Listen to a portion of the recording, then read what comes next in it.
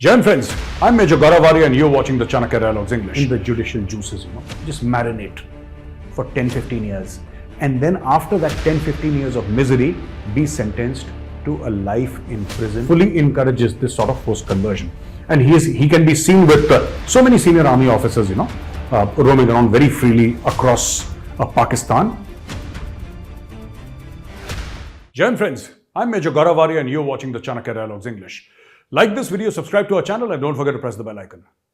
So, a few days back, Indian NSA Ajit Doval had a meeting with Tim Barrow.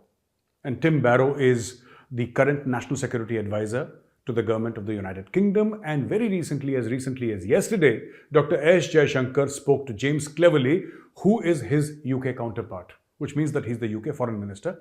And both of them raised this very serious issue of terrorists inside the UK, British terrorists who like to call themselves Khalistanis, but the fact of the matter is they are British citizens, therefore we must call them British terrorists. They raised their issue and why. India says everybody must have the right to protest. The problem with these British terrorists, these so-called British Khalistani terrorists, is that they burn embassies all over the world. I mean, these terrorists, whether they're US terrorists or whether they're Australian terrorists or Canadian terrorists, what they do is they smash windows, they take down the Indian flag, effectively entering into the premises of our diplomatic missions, especially in these 4 countries that I've named. Now, what happened between these 2 conversations is this. Now, India has a very straightforward stand in this. These so-called Khalistanis in UK are UK citizens. And some of them are Indian citizens who are there on a visa. The Indian citizens, the Indian government is moving towards, either calling them back or cancelling their passports, right? Make them stateless. They have nowhere to go. They can't be British, they can't come back to India, let them hang in there. And when extradition happens, then it happens. Secondly, the people who have attacked the Indian High Commission in London, and I'm specifically talking about the UK here, what must be done and what the Indian government is doing actually, asking for the UK government to extradite them to India, to face trial in India. And this is something that is going to hit these British terrorists, these so-called Khalistanis, very hard. And I'll tell you why. Most of these guys have lied in India. And I'm saying this again and again just so that you're clear, right viewers? They have lied in India, claiming political persecution. They do not know the spelling of political persecution. They do not know what it is, right? They got fake certificates made. And this is something that the Khalistanis have been doing for the longest possible time.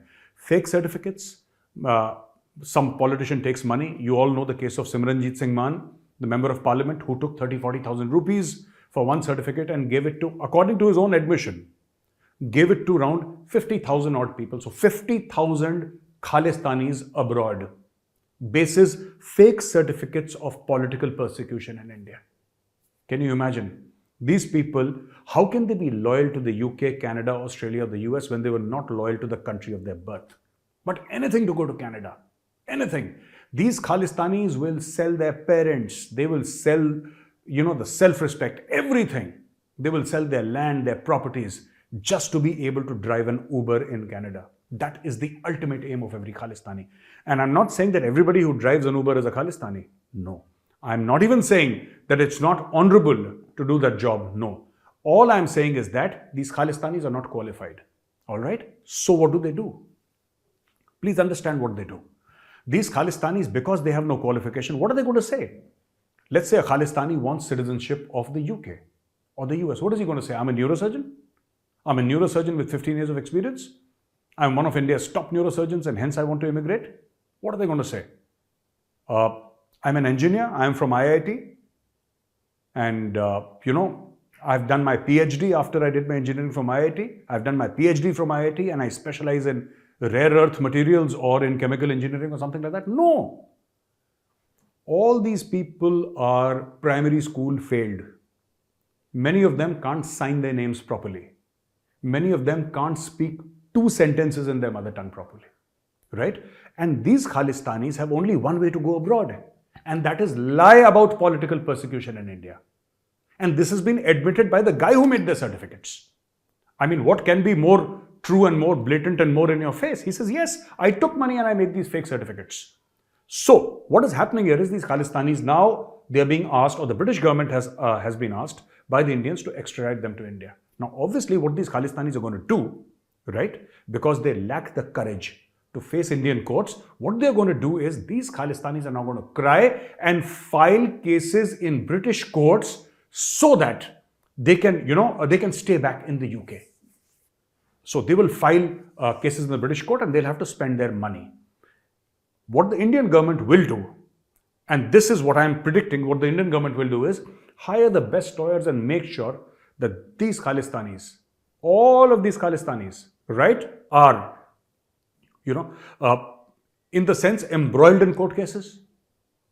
Proof is given to the judges, to our lawyers who are fighting our case that, this guy did this, he entered the Indian premises, and on this date, 2-3 years back, 4 years back, he indulged in violence, he threw stones, he attacked the embassy, hence, he must go to jail for 5 years.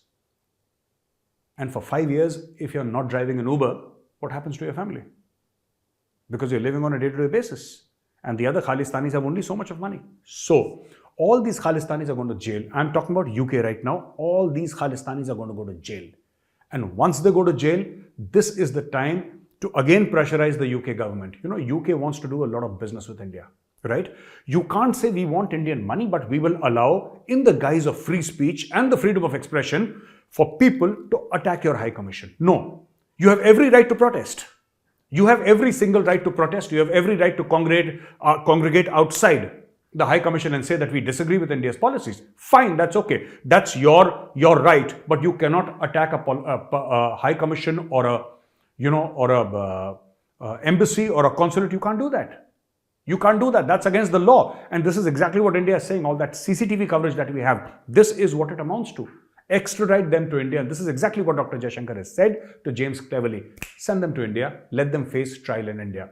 Now, I hope they are extradited. It will take time.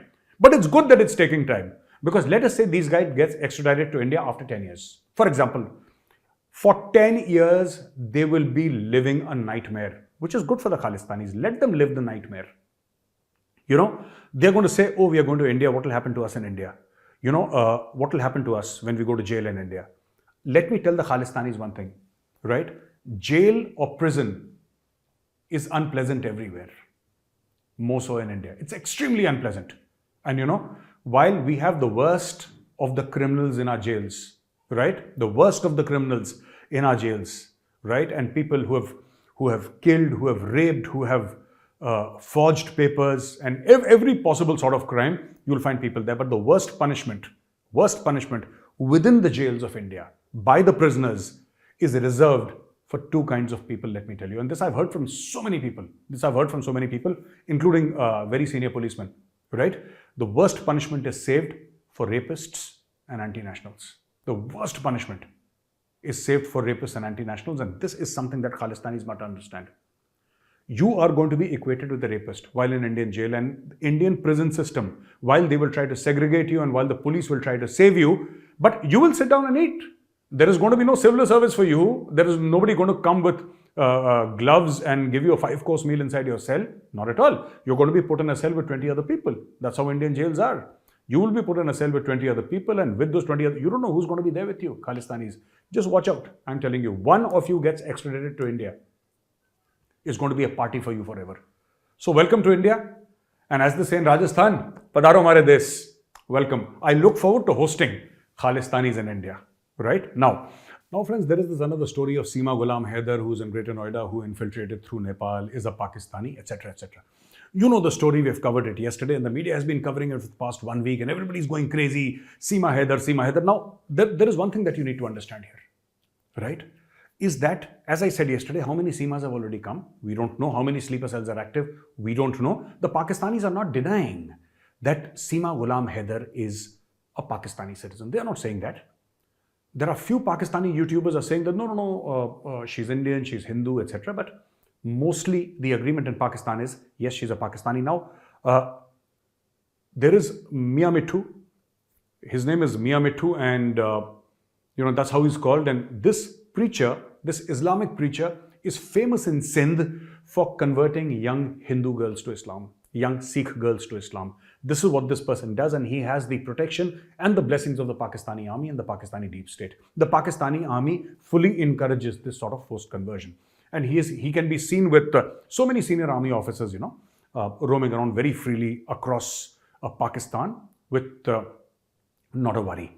So the thing is that he has said that, and he has threatened, and many other Maulvis and Maulanas, religious preachers, Islamic preachers, have threatened rape and death of Hindus because they feel that Seema Ghulam Haider is a Muslim and she has converted to Hinduism. While in Pakistan, it's a great victory. There is a huge procession and it is celebrated, somebody converting to Islam.